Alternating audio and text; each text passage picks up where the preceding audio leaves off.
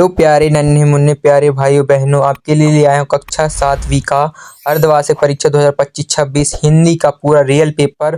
पूर्णांक आप यहाँ पे देख सकते हो 60 है। यहाँ पे यह कोड दिया गया है, यही कोड आप लिए मायने रखता है। यहाँ पे देख सकते हो 2025 हिंदी 10, 70, 24, मतलब यहाँ पे आपको बिल्कुल रियल पेपर दिया जा रहा है 2.5 घंटे का। आपको अपनी तरफ से भी तैयारी रखनी है, इसे सिर्फ IMP इम्पोर्टेंट समझकर ही पढ़ें, क्योंकि आपकी तैयारी भी महत्वपूर्ण रखती है। ठीक है, अर्धवार्षिक परीक्षा है। चलिए, आप यहाँ से देख सकते हैं जो पहले प्रश्न दिए गए हैं वह बहुविकल्पी हैं, तो आप बहुविकल्पी प्रश्नों पर आते हैं। ठीक है, यहाँ पे देखिए तो पहला प्रश्न जो है, फूले कदम कविता में कवि का मन किसे छूना चाहता है? अंबर को या कंदों को, कदम्ब को या बादल को? तो आपको उत्तर में कदम्ब लगा लेना है। ठीक है, कदम्ब आपको यहाँ पे लगा लेना। उसके बाद प्रश्न जो है, दीपू से सभी क्या करते थे? दीपू से सभी क्या करते थे? ईर्ष्या, घृणा, द्वेष, लड़ाई।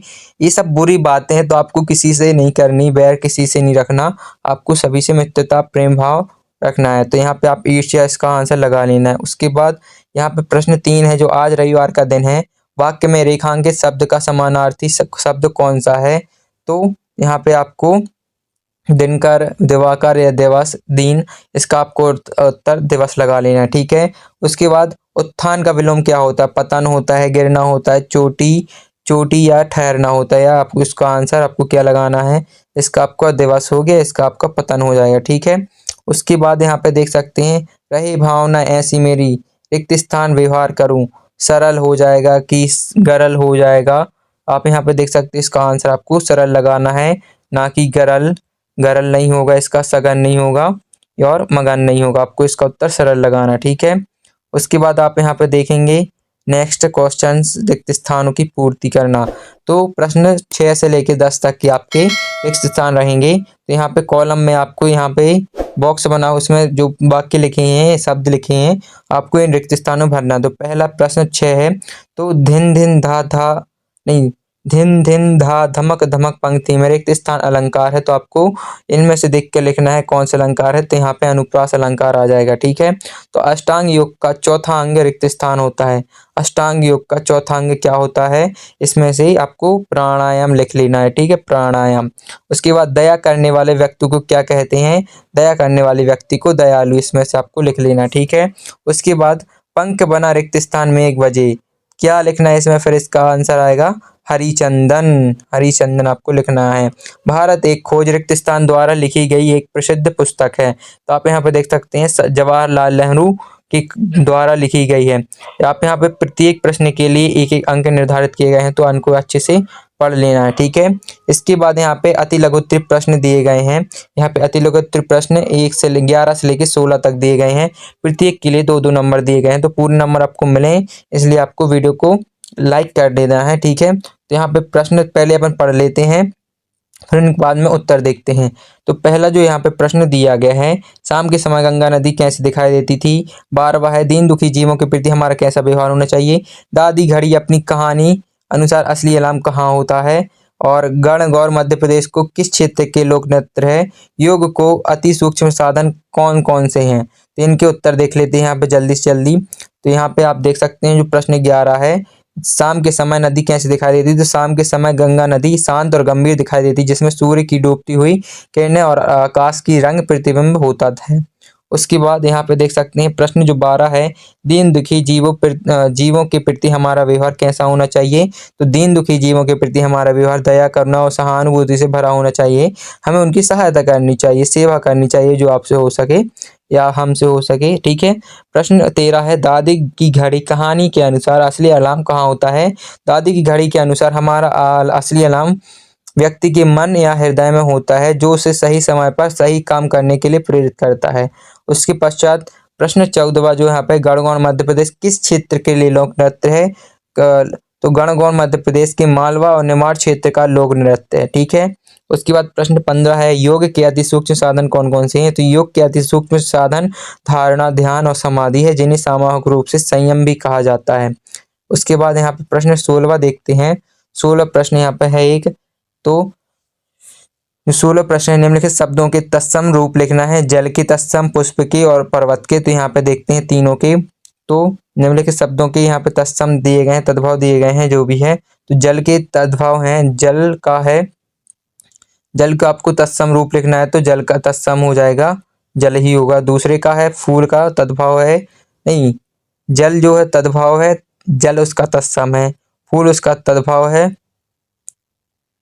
नहीं नहीं एक सेकेंड, हाँ यहाँ पे आपको क्या लिखने, निम्नलिखित शब्दों के तत्सम लिखने हैं। तो यहाँ पे इस साइड आपके तत्सम दिए गए हैं, ठीक है, दोनों तीनों के तत्सम दिए गए हैं। तो इनके तत्सम आप यहाँ पे देख सकते हैं, यह तद्भव है, यह भी तद्भव है फूल, और इसके बाद पहाड़ भी तद्भव, तो इनके आपको तत्सम लिखे हुए हैं, तो आपको इनको कर लेना है। उसके बाद यहाँ पे प्रश्न 17 से लेके 22 तक लघु उत्तरीय प्रश्न है, जिनके लिए प्रत्येक के लिए 3-3 नंबर निर्धारित किए गए हैं। तो 3 नंबर पाने के लिए पूरा आपको इनके उत्तर भी बताऊंगा, तो बने रहे वीडियो पे क्लास तक और चैनल को सब्सक्राइब कर लीजिए। यहाँ पे देख सकते हैं 17वां प्रश्न, 18, 19, 20, 21, 22, आप यहाँ पे पूरे प्रश्न देख लीजिए। तो प्रश्नों के यहाँ पे उत्तर दिखाऊंगा मैं। नेहरू जी ने अपनी भस्म को गंगा में डालने की क्या इच्छा व्यक्त क्यों की है? और 18 मेघ भरी कविता में कवि ने किन किन बातों का उल्लेख किया है? सज्जनता की पहचान किसे कहते हैं? मैत्री भाव जगत में मेरा सब जीवों से नित्य रहे, इस पंक्ति का भावार्थ क्या है? नेहरू जी ने अपनी भस्म को गंगा में डालने की इच्छा क्यों व्यक्त की है? ये दोनों प्रश्न सेम ही है, तो दोनों का आंसर भी सेम ही होगा, ठीक है। 21वां और 17वां प्रश्न दोनों एक से रहेंगे उत्तर, ठीक है। उसके बाद यहाँ पे पढ़ते समय दीपू को कौन कौन सी परेशान करता था और कैसे, ठीक है। तो यहाँ पे देखते हैं जो प्रश्न 17वां है उसका उत्तर आपको अंग बन जाए तक लिख लेना है, ठीक है। उसके बाद यहाँ पे 18वां प्रश्न जो है उसका उत्तर यहाँ पे दिया गया है, तो उसका उत्तर भी आपको पूरा यहाँ पे देख सकते हो, पूरा उत्तर इसको आपको यहाँ पे लिख लेना है, ठीक है। उसके बाद यहाँ पे आप इनका उत्तर देख लीजिए। इसके बाद चलते हैं नेक्स्ट प्रश्न 19 का उत्तर मुझे नहीं मिल पाया मित्रों, तो आप 19 को आप स्वयं कर लेना, ठीक है। यहाँ पे मैत्री भाव वाले का उत्तर यहाँ पे आप देख सकते हैं, इतना लिख लेना, ठीक है। यहाँ से आपको उत्तर है इस पंक्ति का भावार्थ तक दर्शाती है तक आपको लिख लेना है। उसके बाद यहाँ पे देख सकते हैं 21वां प्रश्न का उत्तर, मैंने बोला था 17वां प्रश्न और 21वें प्रश्न का उत्तर दोनों सेम होंगे, तो दोनों आपको उत्तर समान लिखने हैं। उसके बाद यहाँ पे देखते हैं प्रश्न 22, पढ़ते समय दीपू को कौन कौन परेशान करता था और कैसे? तो उत्तर, दीपू को पढ़ते समय मुख्य रूप से मक्खियां और मच्छर परेशान करते थे, वे उसके आसपास भिनभिनाते थे, उसे काटते थे, जिससे उसका ध्यान पढ़ाई से हट जाता और वह ठीक से पढ़ नहीं पाता। उसके बाद यहाँ पे देखते हैं प्रश्न यहाँ पे जो है यहाँ से स्टार्ट हो गए हैं दीर्घ उत्तरीय 23 से लेके 26 तक के, तो प्रत्येक के लिए 75 से लेके 100 शब्द का यूज करना है। तो यहाँ प्रत्येक के लिए 5-5 नंबर दिए गए हैं, तो इनके उत्तर भी देख लेते हैं।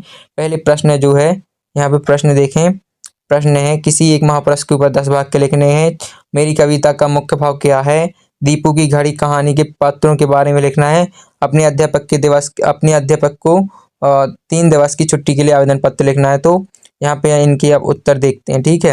इनके उत्तर देखते हैं। जो पहला है क्वेश्चन 23, प्रश्न 23 है, उनका उत्तर दिया गया महात्मा गांधी के बारे में, यहाँ पे 10 वाक्य लिखे हैं, इनको पढ़ लेना, याद कर लेना। उसके बाद ये आप किसी का भी लिख सकते हो, महात्मा गांधी का लिख दिया उसने।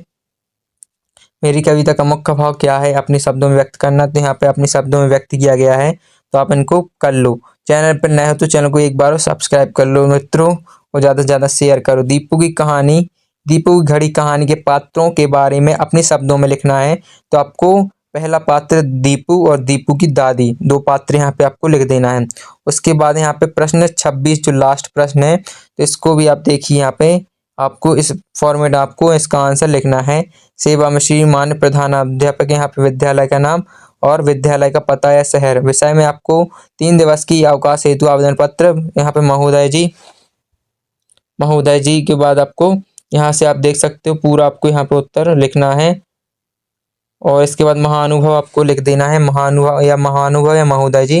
फिर समूह अपनु बंतु जाती होगी तो आपको ये धन्यवाद, ऐसा ही आपको पूरा फॉर्मेट लिखना है जिस प्रकार इसमें लिखा है, उससे एक भी बिल्कुल अलग नहीं लिखना, ठीक है। इसके बाद देखते हैं अपन, अब इतने ही प्रश्न है 23 26, और आपको सरप्राइज यह है कि मित्रों आपको इसकी पीडीएफ के लिए आपको इसकी पीडीएफ पाने के लिए आपको इस 87 20 88 5708 इस नंबर पे आपको सिर्फ मैसेज हाय भेजना है, या जो भी है पीडीएफ दे दूँ सर, ऐसा कुछ भेजना है। कमेंट में बता, नंबर पिन कर दूंगा, डिस्क्रिप्शन बॉक्स में डाल दूंगा, तो आपको वहाँ पे उस पर आपको नंबर पे हाय भेजना है, तो आपको पीडीएफ मिल जाएगी। और मैं उस पीडीएफ सिर्फ उसी को देंगे जो मेरे सब्सक्राइबर हैं और जिन्होंने चैनल को सब्सक्राइब करके रखा होगा, वीडियो को लाइक करके रखा होगा, ठीक है। तो मिलते हैं नेक्स्ट वीडियो में, और चैनल को सब्सक्राइब कर लेना, दोस्तों को ज़्यादा से ज़्यादा शेयर करें। तो मिलते हैं नेक्स्ट वीडियो में, तब तक के लिए जय हिंद, जय भारत।